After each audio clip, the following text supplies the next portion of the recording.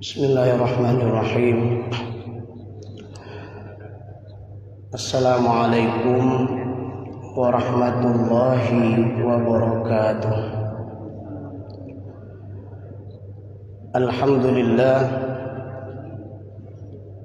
Alhamdulillahilladzi khalaqal mauta wal hayata liyabluwakum ayyukum ahsanu amala wa huwal azizul ghafur. أعوذ بالله من الشيطان الرجيم ثم لآتينهم من بين أيديهم ومن خلفهم وعن أيمانهم وعن شمائلهم ولا تجد أكثرهم شاكرين. Hadirin sidang jamaah salat maghrib menuju isya yang dirahmati Allah Subhanahu wa ta'ala. Bersyukur kita kepada Allah yang telah memberikan kekuatan kepada kita sehingga kita mampu menjaga nikmat iman dalam diri kita, sehingga kita optimal dan maksimal dalam beribadah kepada Allah Subhanahu wa ta'ala. Dan mudah-mudahan dengan kekuatan iman yang kita miliki, Allah melindungi kita dari gangguan iblis dan syaitan yang akan mengganggu kita. Salawat dan salam kepada Rasulullah Muhammad sallallahu alaihi wasallam yang merupakan uswah dan qudwah kita. Rasulullah senantiasa mewanti-wanti kita untuk senantiasa menjaga iman dan ibadah kita agar kita terhindar dari perbuatan-perbuatan yang tidak baik. Jamaah rahimakumullah, judul nasihat kita pada kesempatan yang berbahagia ini adalah 4 jurus iblis dan syaitan dalam menyesatkan manusia. Karena kesombongannya kepada Rabb, tidak mau sujud kepada Adam, dan gara-gara ini dia diusir oleh Allah Subhanahu wa ta'ala dan divonis menjadi ahli neraka. Kemudian dia berjanji kepada Allah Subhanahu wa ta'ala untuk selamanya akan menyesatkan Bani Adam tersebut. Yang hal ini diabadikan di dalam Al-Quran, surah Al-A'raf ayat 16 dan seterusnya. Di sana dia bersumpah kepada Rabb akan menyesatkan Bani Adam dengan berbagai macam cara, dengan berbagai macam langkah. Maka dalam surat Al-A'raf, setidaknya di sana Allah Subhanahu wa ta'ala menyebutkan kepada kita ada 4 jurus yang dia lancarkan untuk menyesatkan Bani Adam agar menjadi ahli neraka. Yang pertama, "Tsumma la'atiyannahum min baini aydihim." Dia akan menyesatkan manusia agar menjadi penghuni neraka. Min baini aydihim, dari arah depan. Ibnu Abbas menafsirkan maksud daripada arah depan di sini adalah menanamkan ke dalam diri manusia agar mereka ragu terhadap adanya hari akhirat. Jamaah rahimakumullah, bukankah kita yang beriman kepada Allah Subhanahu wa ta'ala meyakini bahwa adanya hari akhirat, adanya hari pembalasan? Segala amal yang kita laksanakan selama hidup di dunia, yang itu adalah amal soleh, yang mudah-mudahan dengan ilmu yang benar yang kita laksanakan, dengan cara yang benar, penuh keikhlasan, kita berharap agar Allah Subhanahu wa ta'ala memberikan balasan surga kepada kita. Dan kita berdoa kepada Rabb agar terhindar daripada api neraka jahanam. Nah, di sini iblis dan syaitan akan menyesatkan manusia, menanamkan dalam dirinya sebuah sifat dan sikap dari arah depan, menanamkan keraguan adanya hari akhirat. Nah, ini sangat berbahaya. Ketika hal ini berhasil dia tanamkan kepada Bani Adam, ragu akan adanya hari akhirat, maka paling kurang akan mengakibatkan kepada orang yang berhasil dia rayu, dia goda dengan cara ini adalah, yang pertama, dia akan menjadi pribadi yang tidak memiliki persiapan terhadap bekal untuk hari akhiratnya. Tengoklah gaya hidup manusia, tidak pernah mengenal Allah Subhanahu wa ta'ala, sulit untuk beriman kepada Allah Subhanahu wa ta'ala, tidak tertarik hatinya untuk ke masjid, tidak tertarik hatinya mendakwahkan agama Allah Subhanahu wa ta'ala, tidak tertarik hatinya untuk berinfak dan bersedekah, tidak tertarik hatinya untuk menjaga dan merawat fakir miskin dan anak yatim, tidak tertarik segala hal yang berhubungan dengan nilai-nilai agama Allah, sehingga dia jauh dari agama Allah Subhanahu wa ta'ala, jauh daripada amal soleh pada Allah Subhanahu wa ta'ala. Ini semua tidak lain adalah karena orang tersebut sudah dimasuki oleh gangguan syaitan, sudah diganggu oleh iblis, bahwa ditanamkan kepada dirinya hari akhirat itu tidak ada. Hari akhirat nanti tidak ada pertanggungjawaban. Hidup hanya untuk di dunia. Di dalam surat Yunus, di sana bagaimana Allah menyebutkan ketika mereka yang hidup hanya untuk dunia. Qala alladzina la yarjuna liqa'ana. Mereka adalah orang-orang yang tidak berharap berjumpa dengan Rabb-nya. Tidak mau salat, tidak mau beramal soleh. Penyebabnya kenapa? Qaradu bil hayati dunya. Karena dia telah reda dengan dunianya. Karena dia telah disibukkan dengan dunianya siang dan malam, dari pagi sampai sore, sore sampai malam, dan bahkan sampai ke pagi kembali. Dan dia fikirkan hanya dunia, dunia dan dunia. Waradu bil hayati dunya. Allah sambung lagi kalimat ini. Bukan hanya redha dan nikmat dengan dunia. Allah menyebutkan wa tama'annu biha. Dia merasa tentram, merasa damai, merasa nikmat, merasa nyaman hanya dengan dunia.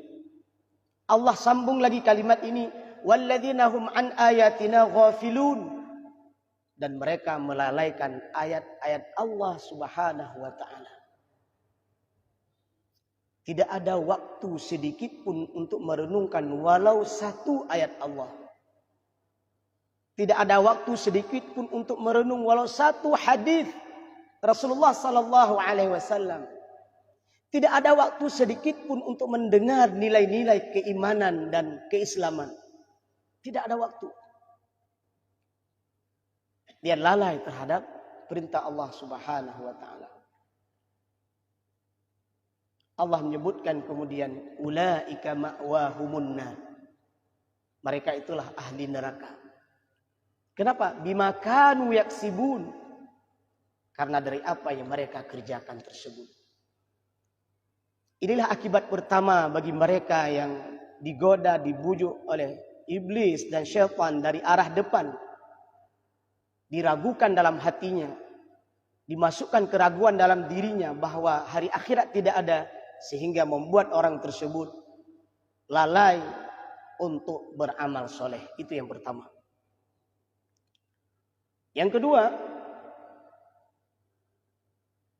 innal ladzina la yu'minuna bil akhirati zayyana lahum a'malahum fahum ya'mahun.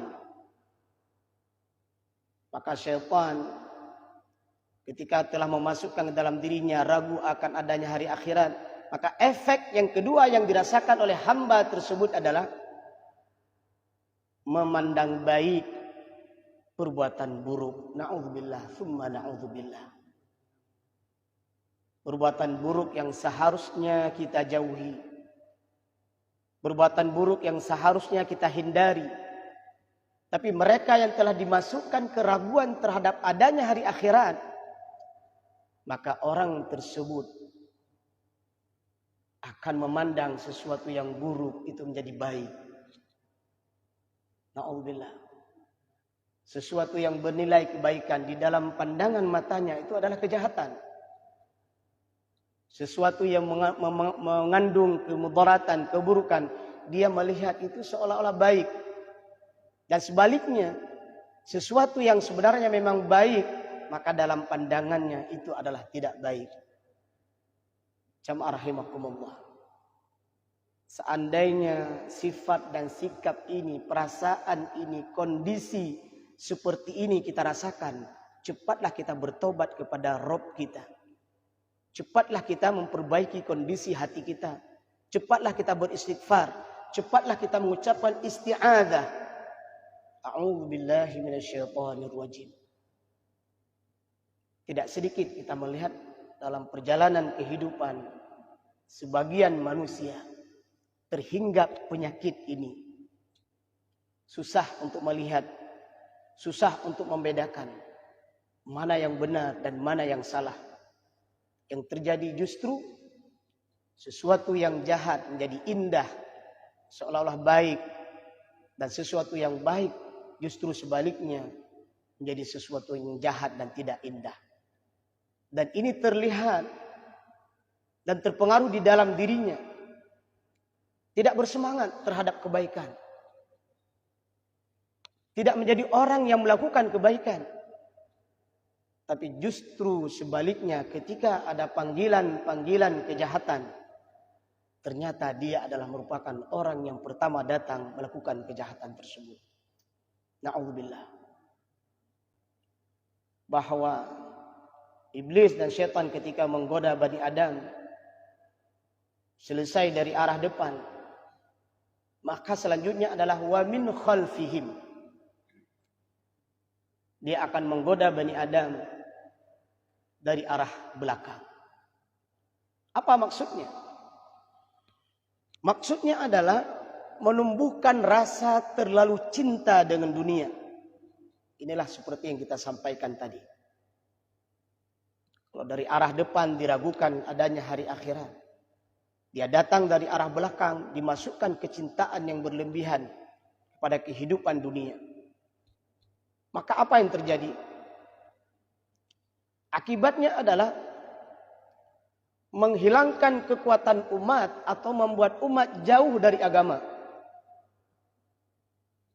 Padahal kita lahir di dalam dinul Islam. Kita hidup di dalam dinul Islam. Dan kita berharap dan berdoa kepada Rabb kita. Wala tamutunna illa wa antum muslimun. Kita berharap agar kita pun mati meninggal dalam keadaan beragama Islam. Maka tugas kita hari ini, bagaimana kita mensyiarkan nilai-nilai Islam, mendakwahkan nilai Islam.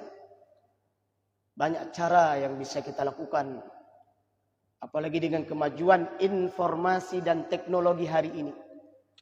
Nilai Islam bisa dikembangkan dengan berbagai macam cara.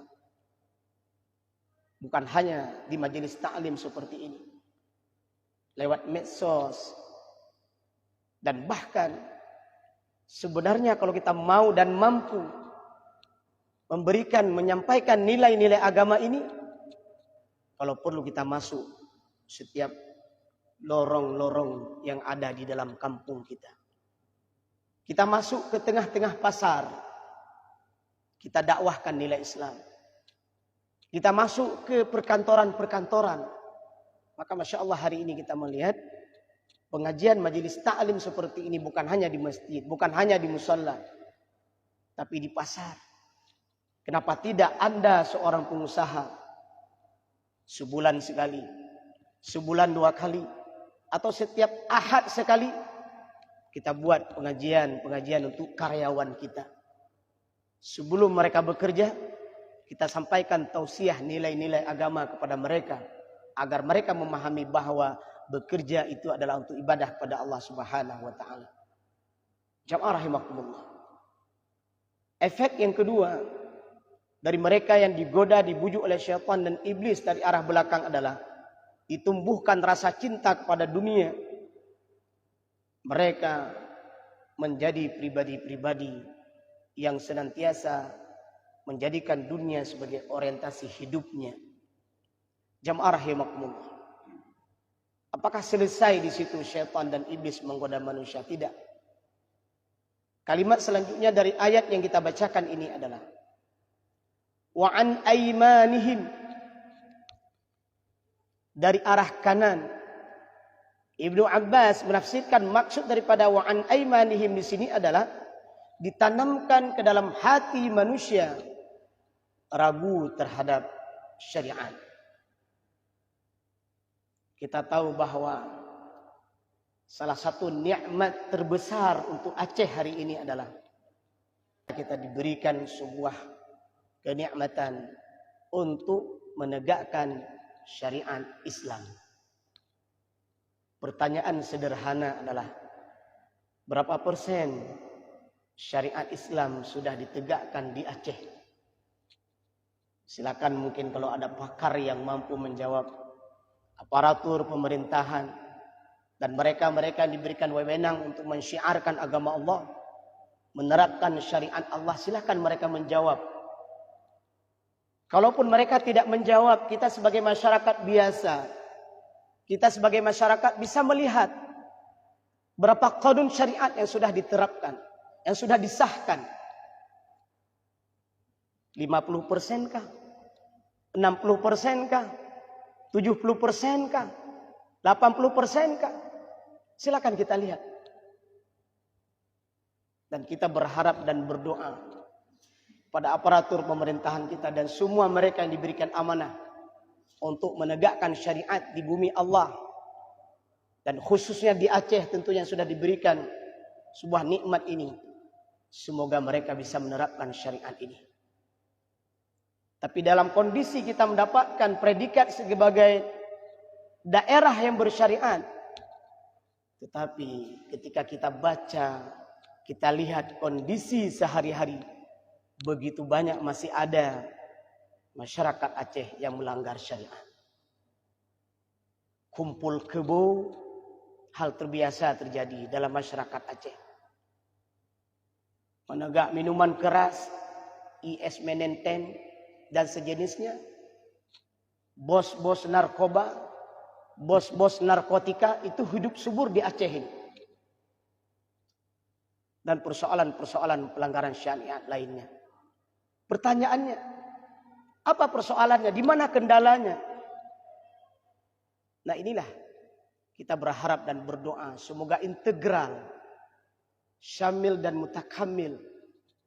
Bukan hanya pemerintah, bukan hanya aparatur pemerintahan yang bergerak di lapangan, bukan hanya masyarakat, tapi TNI, Polri, polisi. Siapapun yang ada di Bumo Acehnya, silakan mereka bersatu padu, saling bermusyawarah bagaimana agar syariat ini tegak di Bumo Acehnya. Ketahuilah, jangan sampai mereka-mereka yang diberikan amanah untuk menegakkan syariat, ternyata ajal sampai kepada mereka. Ketika ajal sampai kepada mereka, mereka baru teringat kepada Rabb-nya.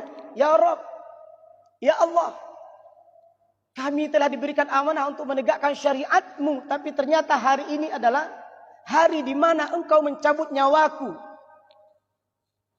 Timbul sebuah penyesalan, tapi ini adalah sudah terlambat. Ketika nyawa sudah sampai di tenggorokan, ketika nyawa sudah dicabut oleh Rabb, oleh malaikat yang mencabut nyawa, maka pada saat itu tidak lagi kesempatan kita untuk beramal baik. Jamaah rahimakumullah, rindu rasanya, bahagia rasanya kalau nilai-nilai agama Allah bisa ditegakkan. Jamaah rahimakumullah, ketika kita membantu agama Allah. Allah berfirman, ya ayyuhalladzina amanu in tansurullah. Ketika orang-orang yang beriman membantu agama Allah, menegakkan syariat Allah, apa yang Allah berikan kepada kita? Yansurkum, itu pasti. Allah pasti membantu kamu. Bukan hanya dibantu, wa yutsabbit aqdamakum. Allah teguhkan kedudukan kita. Jadi kalau bahasa sederhana hari ini, kenapa kebahagiaan belum sepenuhnya kita rasakan di Aceh ini? Kenapa kenikmatan menjalani kehidupan belum kita rasakan sepenuhnya di Aceh ini khususnya?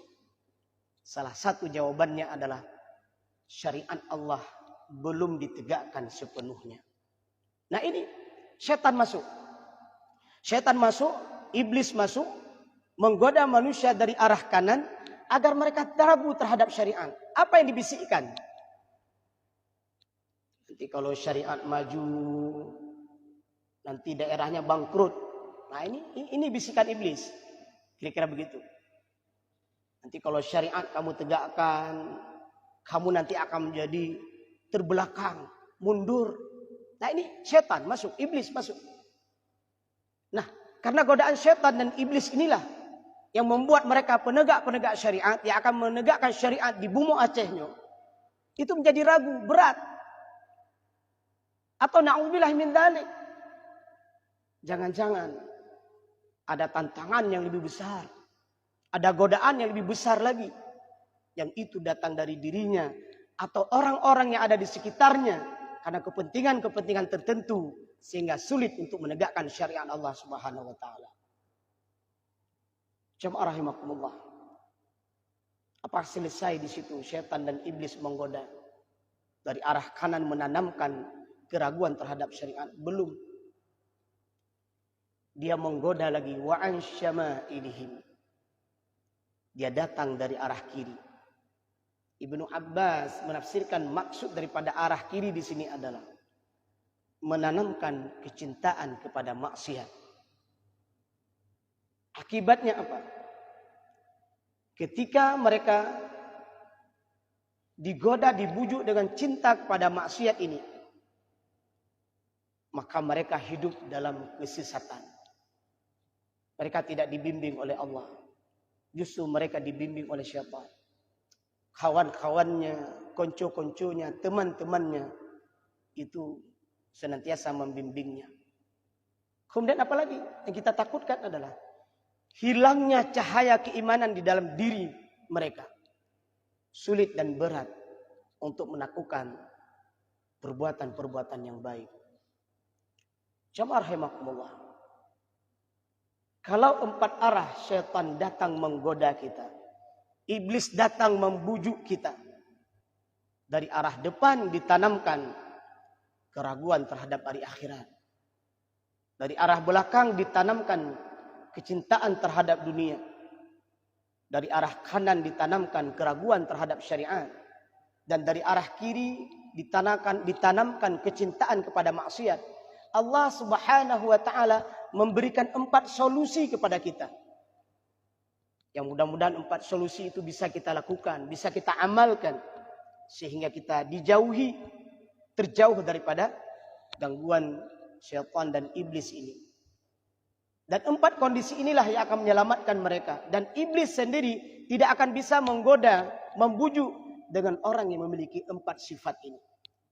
Yang pertama apa?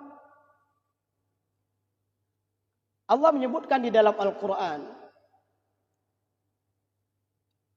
bahwa orang yang tidak akan bisa digoda oleh syaitan dan iblis ini adalah orang-orang yang beriman kepada Allah subhanahu wa ta'ala dan yang bertawakal kepadanya. Innahu laisa lahu sultanun 'alal ladzina la'anu wa 'alal ladzina amanu wa 'ala rabbihim yatawakkalun. Masya Allah. Ini 2 sifat yang pertama. Kalau ada 4, ini 2 sifat Allah sebutkan. Yang pertama adalah orang yang beriman. Mereka yang betul-betul beriman kepada Allah, menjaga kekuatan imannya, merawat nilai iman dalam dirinya, dengan terus belajar dan mempelajari nilai-nilai keimanan, dengan memperbanyak amal kebaikan, memiliki kawan-kawan dan teman-teman yang soleh, dan senantiasa menjadi orang yang hadir di garda terdepan setiap ada peluang-peluang kebaikan, maka orang seperti ini adalah memiliki iman yang kuat, dan syaitan tidak punya kemampuan menggoda orang-orang yang imannya kuat. Tapi masalah yang terjadi hari ini adalah dengan kondisi hidup di akhir zaman adalah berat. Bagaimana ketika Rasulullah menyebutkan seseorang yang paginya beriman, maka sorenya menjadi kafir. Sorenya mereka beriman, maka besok paginya kembali menjadi kafir. Kenapa? Karena fitnah yang datang. Maka pada saat seperti itu, kita jangan jauh dari agama Allah. Jangan jauh dari orang-orang yang soleh. Jangan jauh dari pemahaman Al-Quran dan hadis-hadis Rasulullah. Jangan jauh daripada ulama. Dan perhatikan doa-doa yang kita panjatkan kepada Rabb kita. Memintalah kepada Rabb kita. Berdoa kepada Rabb kita. Ya Rabb, jagalah, berilah kekuatan iman kepadaku, agar aku hidup bahagia di dunia dan akhirat, dan aku mampu melaksanakan semua perintahmu, menghindari seluruh laranganmu, dan aku terjauh dari godaan syaitan. Minta kepada Rabb kita. Bangun di tengah malam, jadi setiap selesai kita sholat, dan saat momen-momen dalam waktu kita melakukan kebaikan, minta kepada Rabb kita agar Allah menjaga iman kita. Karena Rasulullah juga menyebutkan, iman juga bisa usang seperti pakaian, dan bahkan iman juga terkadang bisa hilang. Tidak ada mereka yang merawat imannya kepada Rabb-nya, dan di akhir hidupnya bisa mengucapkan syahadatain, 2 kalimat syahadat. Asyhadu an la ilaha illallah wa asyhadu anna Muhammadar Rasulullah, dakhalal jannah. Selama dalam hidup kita di dunia, ridho Allah sebagai Rabb kita. Kita ridho Muhammad sebagai nabi kita, dan senantiasa menjaga perintah-perintah Rabb kita. Maka ketahuilah, mudah-mudahan Allah menjaga iman kita. Orang yang imannya kuat, syaitan tidak akan bisa mengganggu. Yang kedua, wa ala rabbihim yatawakkalun. Mereka orang-orang yang senantiasa bertawakal kepada Rabb. Apapun persoalan kita hadapi, dengan kesalehan dan keimanan kita, dengan doa-doa kita, serahkan setiap urusan hanya kepada Allah Subhanahu wa taala. Jangan serahkan urusan kepada manusia. Manusia itu lemah. Menangislah kepada Allah, memintalah kepada Allah. Persoalan apapun yang kita hadapi, Allah malu tidak mengabulkan doa kita. Allah malu tidak mengabulkan permohonan kita. Mintalah kepada Allah, agar kita menjadi orang-orang yang tawakal. Orang-orang yang bertawakal kepada selain Allah itu sangat rapuh. Hidupnya sangat rapuh. Allah menggambarkan di dalam surat Al-Ankabut, mereka-mereka yang meminta pelindungan kepada selain Rabb, bagaikan bahasa Aceh Rambidun, Spiderman. Apa bahasa Indonesia apa namanya? Laba-laba. Allah menyebutkan orang-orang yang meminta pelindungan kepada selain Rabb, maka mereka itu rapuh. Rapuh seperti rumah laba-laba. Tidak kuat. Jangankan diterpa angin, sedikit aja kotoran yang jatuh, rapuh. Begitulah Allah menggambarkan mereka yang jauh dari Rabb dan meminta perlindungan pada selain Rabb akan rapuh hidupnya. Nomor 3, yang ketiga selanjutnya adalah yang tidak bisa digoda oleh syaitan dan iblis ini adalah illa ibadaka minhumul mukhlasin. Orang-orang yang ikhlas kepada Allah Subhanahu wa taala. Masya Allah. Kita beriman, beramal hanya untuk Allah. Wa ma umiru illa liya'budullaha mukhlishina lahuddin. Jagalah keikhlasan kita kepada Allah. Anggaplah perintah-perintah kebaikan yang kita lakukan itu dari Allah. Dan mintalah balasan dari Allah, jangan dari manusia. Dan terakhir adalah mereka yang tidak akan bisa diganggu oleh syaitan dan iblis ini adalah innal ladzina taqaw idza massahum ta'ifun minasyaitan tadzakkaru fa idza hum mubsirun. Mereka adalah orang-orang yang berzikir kepada Allah Subhanahu wa taala. Alladzina yadhkuruna Allaha qiyaman, saat berdiri dia berzikir. Wa qu'uda, saat duduk dia berzikir. Wa ala junubihim, hatta dia berbaring pun berzikir kepada Rabb-nya. Wa yatafakkaruna fi khalqis samawati wal ard, dia juga berfikir tentang ciptaan-ciptaan Allah.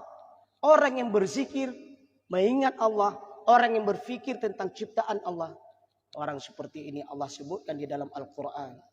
Dalam surat Al-A'raf ayat 201, syaitan dan iblis tidak punya kemampuan terhadap orang-orang seperti itu. Semoga Allah memberikan kekuatan pada kita, terlindungi dan dilindungi oleh gangguan dan bujukan syaitan dan iblis. Semoga kita menjadi hamba-hamba yang terbaik di dunia ini, menjaga iman kita, menjaga tawakal kita, menjaga keikhlasan kita, dan menjaga zikir kita, sehingga kita menjadi pribadi yang terbaik, bahagia di dunia, dan insya Allah masuk surga di akhirat nantinya. Mohon maaf dan terima kasih. Subhanakallahumma bihamdik, asyhadu an la ilaha illa anta, astaghfiruka wa atubu ilaika. Assalamualaikum warahmatullahi wabarakatuh.